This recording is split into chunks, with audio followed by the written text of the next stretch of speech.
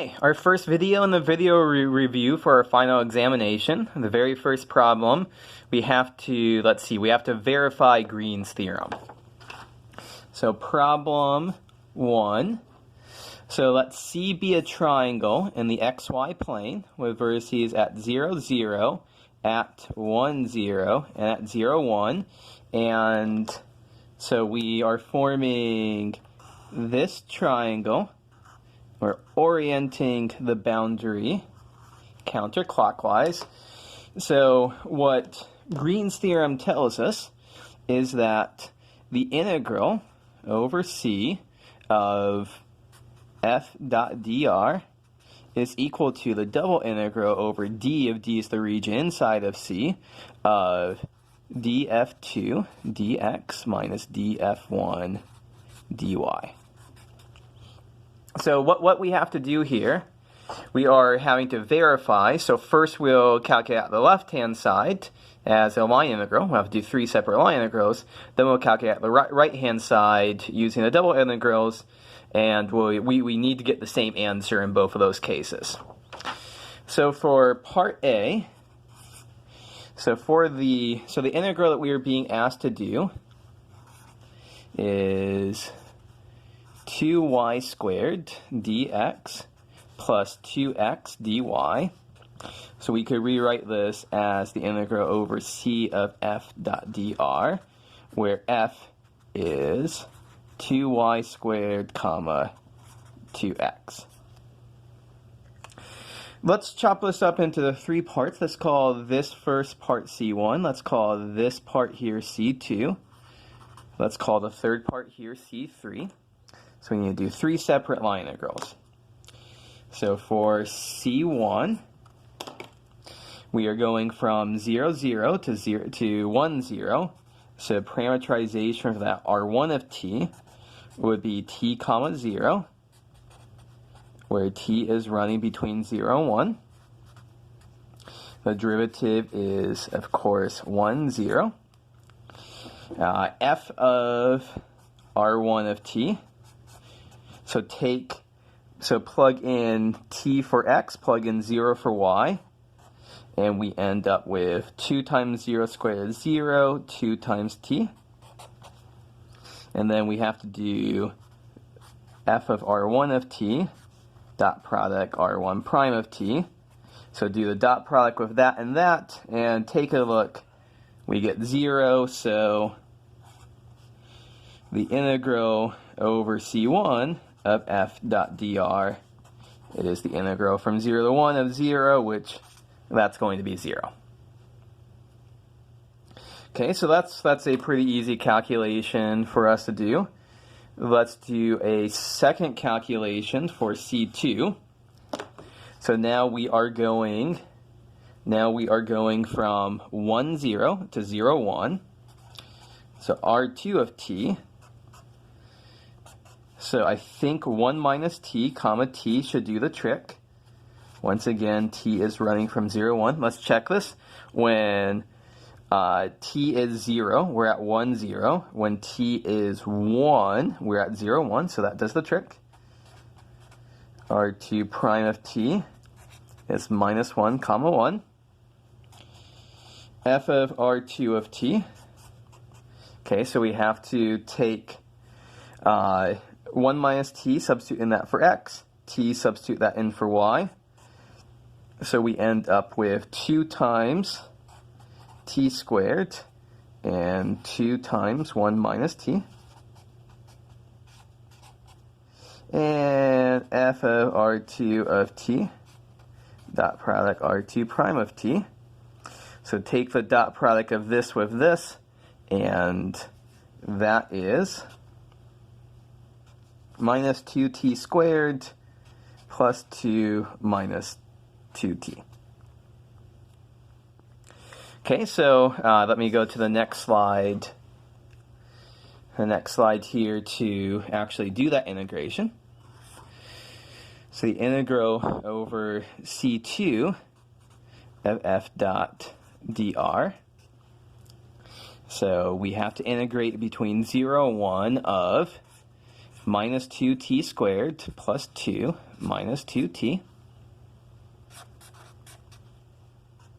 So that is going to be minus 2/3 t cubed plus 2t minus t squared.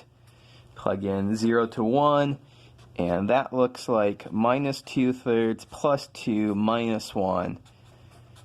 That looks like 1/3 to me.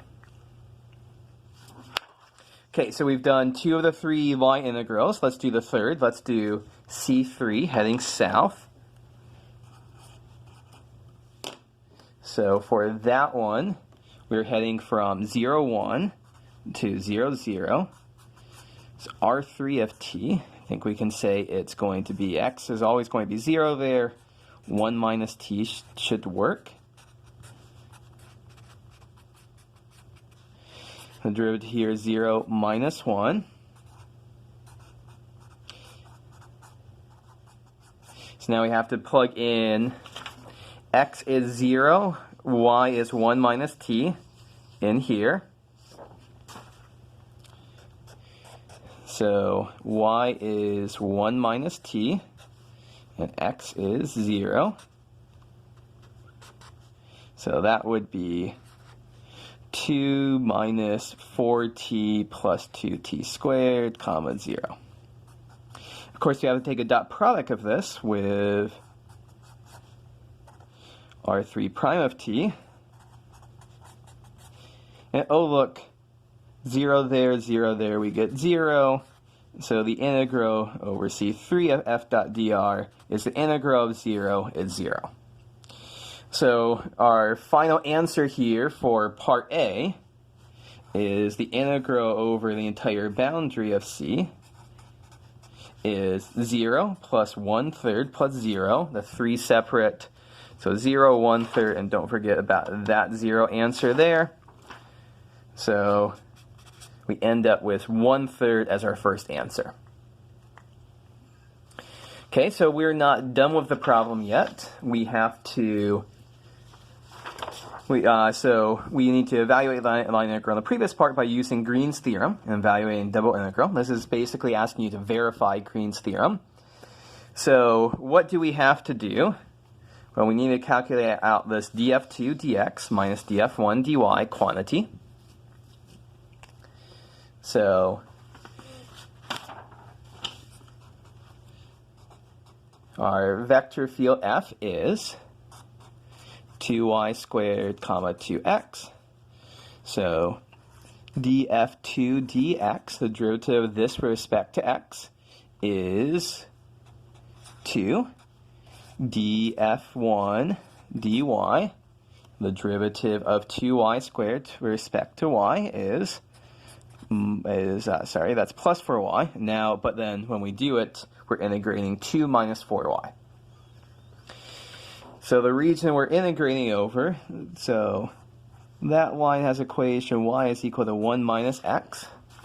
So we are integrating 2 minus 4y dy dx, where y ranges from 0 to 1 minus x, x ranges from 0 to 1. Okay, so for this one, when we do our integration, so we're integrating first with respect to y, so we get 2y minus 2y squared. Y goes from 0 to 1 minus x. Okay, so when we plug in 1 minus x in here, we get 2 times 1 minus x minus 2 times 1 minus x squared. Let's go ahead and expand out that multiplication before we integrate our one final time here. So that would be 2 minus 2x minus 2 plus, that should be a plus sign there, plus 4x minus 2x squared. And so what do we end up with? Those cancel, and that combines as a 2x. So 2x minus 2x squared, integrate that between x runs from 0 to 1, and we get x squared minus 2/3 x cubed, plug in 0 and 1 minus 2/3, short enough, we get 1/3, which is exactly what we should get. That matches this answer right here. So if we didn't get the same answer, that would be a sign that something's gone wrong. We should go back and check our work, or we don't have time to check our work. It's good to say, it's like, we know something went wrong because we should have got the same answer in those two parts. Okay, so that was problem number 1. Problem number 2 is having us use Green's theorem. So this is a case where we want to use Green's theorem. We won't have to do both sides. We're just going to use it in a clever way. So this is going to be, and we take a look here, it's going to be a case where we have to close up. For problem 2, C is the upper half of the unit circle.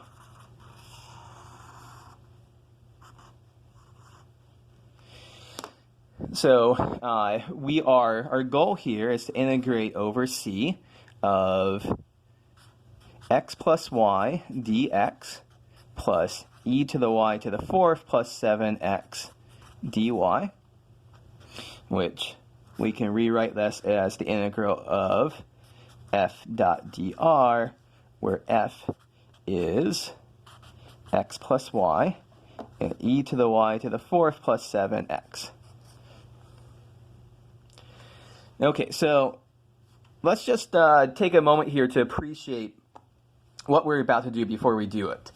So we have just one little stretch here that we can do. We could certainly just parameterize this by r of t is cosine t comma sine t. T is running from 0 to pi. We could just attack this problem from scratch and tackle it. However, things are going to be tricky here. I intentionally threw in a rather nasty e to the y to the 4th factor here. That means straightforward attack is going to be difficult. So instead of doing a straightforward attack, what we're going to do is that we're going to close it up. Let's call this C1 here. We're going to close it up, and then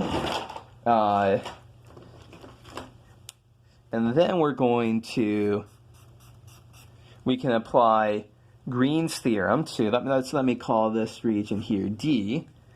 Green's theorem is going to say here that the integral over C of f dot dr plus the integral over C1 of f dot dr is going to equal the double integral over d of df2 dx minus df1 dy dA.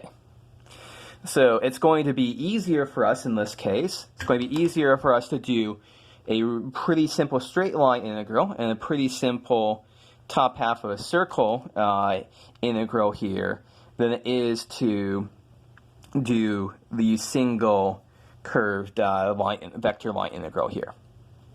Okay, so how does this work out in practice?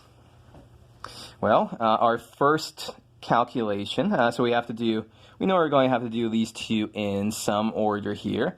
Let's do the double integral first. So to do this calculation, we see that df2 dx, the derivative of this respect to x, is 7. df1 dy, the derivative of this respect to y, is 1. So we are doing the integral over d of 6. 7 minus 1 is 6 dA.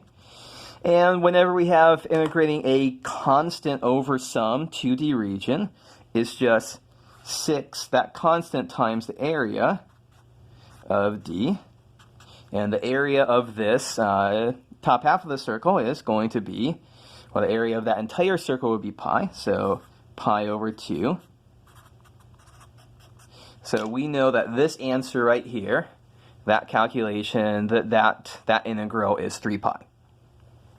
Okay, so this is 3 pi. How about this calculation, the integral along C1 of f dot dr?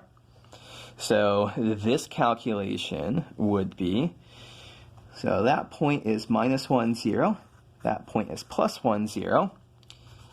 So r of t, let me call r1 of t is t comma 0, t ranges from minus 1 to 1, looks good.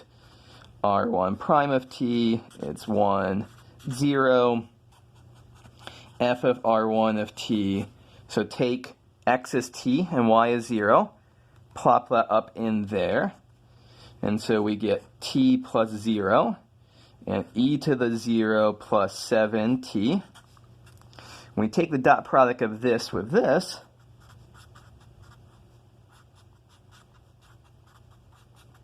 we only get, so 0 times that is who is 0, 1 times t is t. So we are integrating the integral of c1 of f dot dr is the integral from minus 1 to 1 of t dt, and that integral is 0. So what do we conclude here? We conclude that this integral is 0. This integral is 3 pi, so the integral we care about plus 0 is equal to 3 pi. So our final answer we see is in fact 3 pi. Okay, so that was a pair of problems on Green's theorem. One was verifying it, doing the calculation in 2 different ways and seeing you get the same thing. The second one was applying it, and applying it slightly cleverly. Green's theorem only applies if we have a closed loop vector line integral to do. We didn't have that to start off with, so we had to make some modifications so that we could apply Green's theorem.